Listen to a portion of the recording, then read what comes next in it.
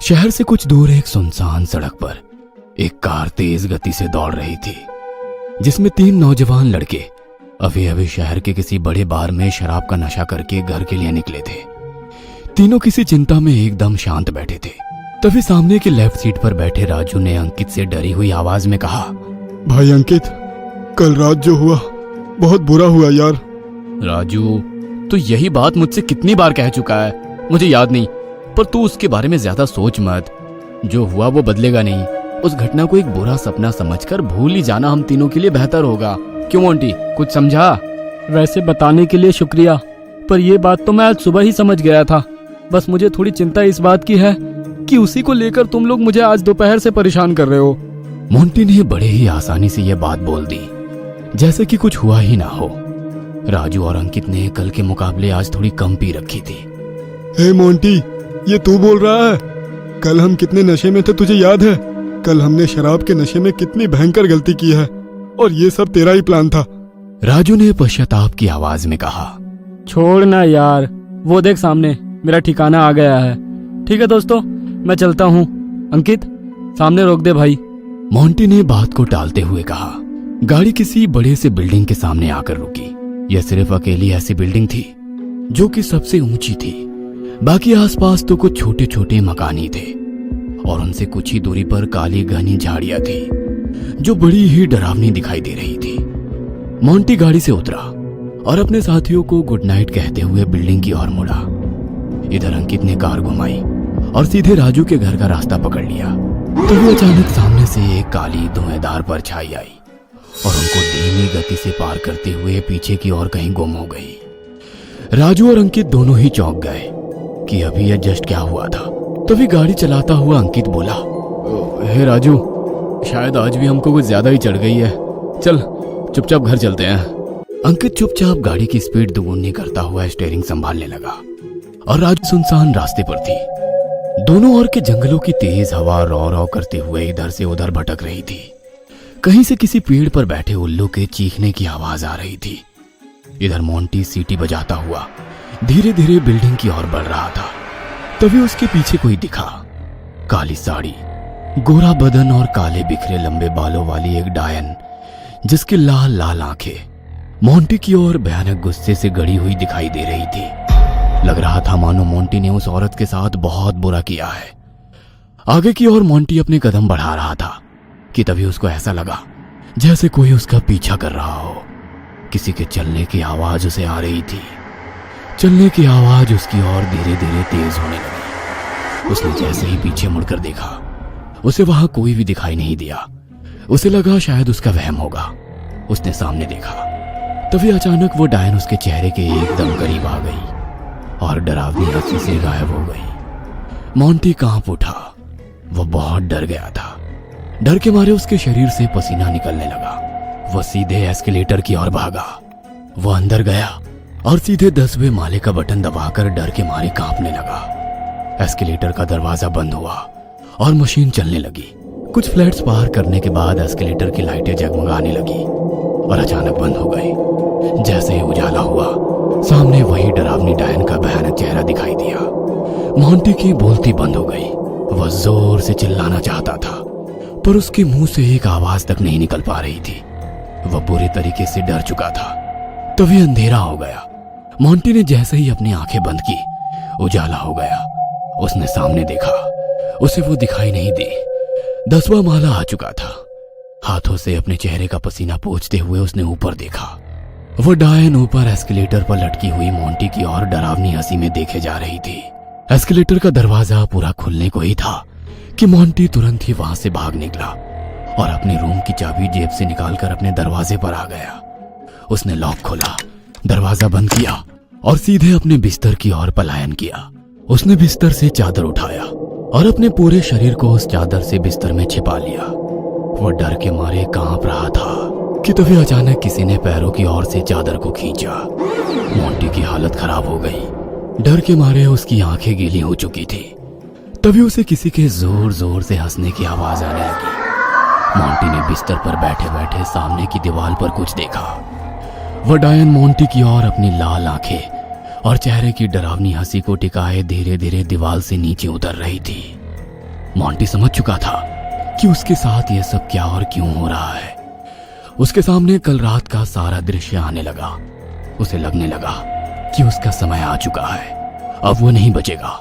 वह जानता था कि ये डायन कौन है जो उसके साथ ऐसा कर रही है। वह डरते हुए एकटक उस दीवार से उतरती हुई डायन को शून्य की स्थिति में घूर रहा था कि तभी अचानक वो डायन मोंटी की ओर झपटी और उसे खिड़की से बाहर फेंक दिया। वह हवा में था कि तभी वो नीचे की ओर सरसरा कर गिरने लगा। बिल्डिंग के बाहरी और नीचे जमीन पर मोंटी धड़ाम से आ गिरा। उस डायन ने टूटी खिड़की से जमीन पर गिरे मोंटी को देखा और बड़ी सी हंसी में वो कहीं गायब हो गई। इधर राजू को उसके घर छोड़ अंकित अपने घर के लिए निकला। आसपास इतना सन्नाटा था कि उस सन्नाटे में उसे घुटन सी होने लगी। अकेली सड़क पर अंकित ने अपनी गाड़ी की स्पीड एकदम से बढ़ाई और सनसन करते हुए गाड़ी को भगाने लगा ताकि वो घर जल्दी पहुंच सके। उसने सोचा कि मेरा घर अभी 18 किलोमीटर की दूरी पर है, क्यों ना गाने ही सुनता चलूं, तो ये भयानक सन्नाटा खत्म हो जाएगा। वो कोई पुराना सा गाना लगाने ही जा रहा था कि तभी अचानक उसकी गाड़ी से किसी के टकराने की आवाज हुई। उसे लगा कि उसने किसी को जैसे अपने गाड़ी के पहियों तले कुचल दिया हो। उसने गाड़ी का ब्रेक पकड़ा और अपने दाईं ओर के दरवाजे के छोटे से आईने में पीछे झांक कर देखा। सड़क पर बेहोशी की हालत में कोई स्त्री उसे दिखाई दे रही थी। अंकित ने दरवाजा खोला और पीछे सड़क पर पड़ी उस स्त्री की ओर जाने लगा।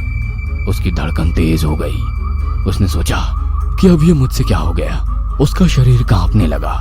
उसके माथे से डर की एक लहर उमड़ रही थी। वह धीरे धीरे उस स्त्री की ओर पहुंचा। उसने उस स्त्री के कांधे को पलट कर देखा। अचानक उस स्त्री ने डरा देने वाली हंसी में अपनी लाल आंखें खोली। यह स्त्री वही डायन थी जिसने अभी अभी मोंटी को खिड़की से फेंका था। अंकित के पैरों तले जमीन खिसक गई। वह एकदम से चौंक कर पीछे हट गया और डर के मारे उसकी सांस फूल गई। वह भागकर गाड़ी के पास गया। वह डायन सड़क पर खड़ी होकर उसे देख रही थी।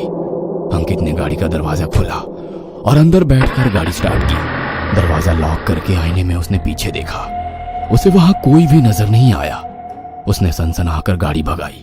गाड़ी चलाते हुए वो ऐसे कांप रहा था जैसे किसी काम के बोझ तले वो बहुत थक चुका हो। वह इतना डर चुका था कि गाड़ी को बहुत तेज रफ्तार से सामने की ओर भगा रहा था। तभी उसने ऊपर के बीच वाले छोटे आईने में पीछे उस डायन की एक झलक देखी। वह एकदम से चौंक गया और डरते हुए उसने पीछे देखा।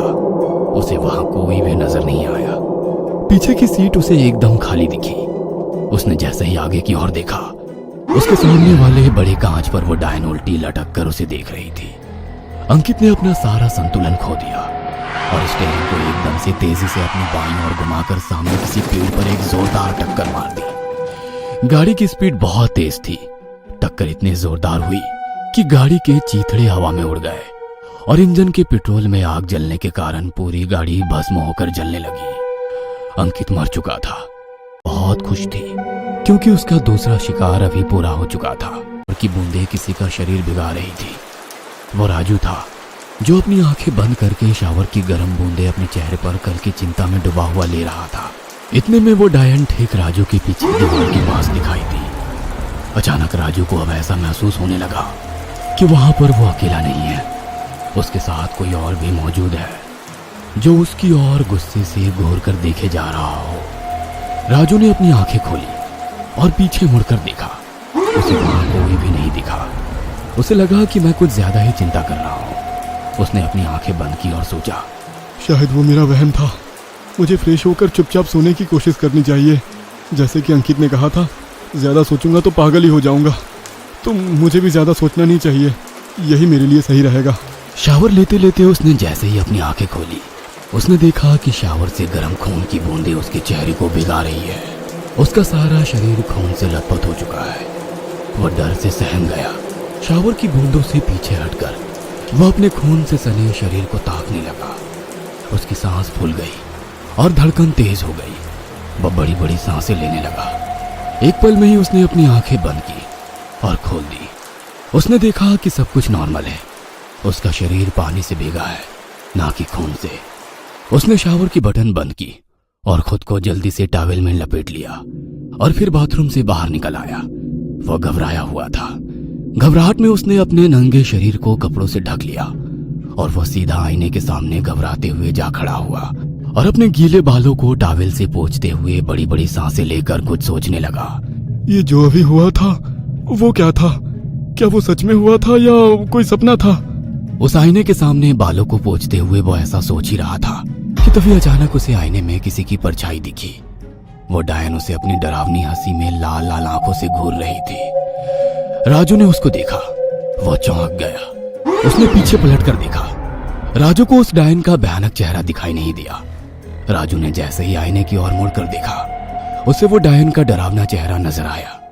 वह डर के मारे हड़बड़ाकर पीछे खिसक कर नीचे गिर गया। वह थर थर कांप रहा था। बड़ी बड़ी सांसें लेकर उस डायन को शून्य की स्थिति में घूरने लगा। उस डायन को वो पहचान चुका था। कपकपाहट भरी आवाज में राजू के मुंह से कुछ शब्द बाहर निकल पड़े। तुम तो वही हो। तुम यहाँ कैसे? तुम तो मर चुकी। राजू अपनी बात पूरी करता, इससे पहले वो डायन अचानक उस पर झपट पड़ी और अंधेरा हो गया। कल रात की करीब 10:43 में शहर से बाहर किसी अकेली सड़क पर एक बहुत ही आकर्षक और सुंदर स्त्री किसी से फोन पर बातें करते हुए सामने की ओर तेजी से चली जा रही थी। अपने गोरे बदन पर उसने काली साड़ी लपेटी थी जो उस स्त्री को और भी आकर्षक बना रही थी। उसके खुले लंबे बाल ठंडी हवा में उड़ते हुए बड़े ही सुंदर दिखाई दे रहे थे। वह स्त्री फोन पर किसी से कह रही थी कि आज ऑफिस में उसे कुछ ज्यादा ही काम होने के कारण वो इतनी लेट हो गई है। उसने कहा, माँ तुम्हें चिंता करने की जरूरत नहीं है, मैं रास्ते पर ही हूँ, घर से केवल 12 मिनट की दूरी पर। रास्ता सुनसान है और बड़ा ही डरावना है, बहुत सन्नाटा भी है यहाँ, पर मैं जल्दी पहुँच जाऊंगी। कानों में हेडफोन लगाए तुमसे बात कर रही हूँ और फोन की टॉर्च भी सामने करके लगाई हूँ। तुम सो जाओ, मैं अभी फोन रख रही हूँ। 2-4 गाने सुनते हुए घर पहुँच जाऊंगी, तुम चिंता मत करो। इतना कहकर उसने कॉल की लाइन काटी और 90 के दशक का कोई पुराना हिंदी सॉन्ग सुनने लगी। गाने सुनते सुनते वो स्त्री तेजी से चलती जा रही थी ताकि घर जल्दी पहुंच सके, क्योंकि उस सड़क पर उसके अलावा कोई और नहीं था। उसने अभी तक केवल एक सॉन्ग ही सुना होगा कि तभी अचानक तेज रफ्तार से आती हुई एक कार उसके पास से होकर गुजरी और आगे जाकर रुकी। रिवर्स होकर कार पीछे की ओर आई। वह स्त्री डर गई। कार से 2 लोग उतरे और स्त्री का मुंह बंद करके उसको पकड़ा और कार के अंदर ले जाकर उसे बंद कर दिया। दरवाजा बंद हुआ और वो कार तेजी से किसी सुनसान घने जंगल के रास्ते चली गई। गाड़ी हवा से बातें कर रही थी। अंदर राजू ने उस स्त्री का मुंह बंद कर दिया था और उसके हाथों को अपने पैरों से कसकर जकड़ लिया और मोंटी उसके पैरों को दबोचकर छोटी हंसी में अपनी कमीज उतारने लगा। गाड़ी सन सन करते हुए जंगल के रास्ते तेज रफ्तार में आगे की ओर जा रही थी कि तभी उस गाड़ी की रफ्तार बहुत धीमी हो गई। वह धीमी गति में सड़क के किनारे किसी पेड़ से नीचे जा रुकी। दरवाजा खोलकर अंकित बाहर निकला और पीछे मोंटी के साइड का दरवाजा खोलकर अंदर घुस गया। मोंटी ने अपनी गंदी हवस को बुझा लिया था और उस स्त्री को राजू के साथ मिलकर कसकर पकड़ने के बाद अंकित के लिए उसे खुला छोड़ दिया था। कुछ देर होने के बाद राजू ने भी बिल्कुल वैसा ही किया। अब तक उस स्त्री की हालत बहुत खराब हो चुकी थी। सुबह के 3 बजे तक वह तीनों दोस्त उस स्त्री के साथ ऐसा दुष्कर्म करते रहे। उस स्त्री की जान में जान नहीं बची थी। उसकी हालत इतनी खराब हो चुकी थी कि वो स्त्री बहुत देर से बेहोश होकर कार में नग्न अवस्था में पड़ी रही। उन लोगों ने बेहोशी की हालत में भी उसके साथ बेशर्म भरा दुष्कर्म किया। फिर उसे उसके कपड़े पहनाकर कार को स्टार्ट करते हुए कुछ दूर किसी छोटी टेकड़ी की खाई पर ले गए और फिर इन तीनों ने बेहोशी की हालत में ही उसे खाई में नीचे फेंक दिया। वो नीचे गिर रही थी। नीचे नदी में पानी की लहर कुछ ज्यादा ही तेज लग रही थी।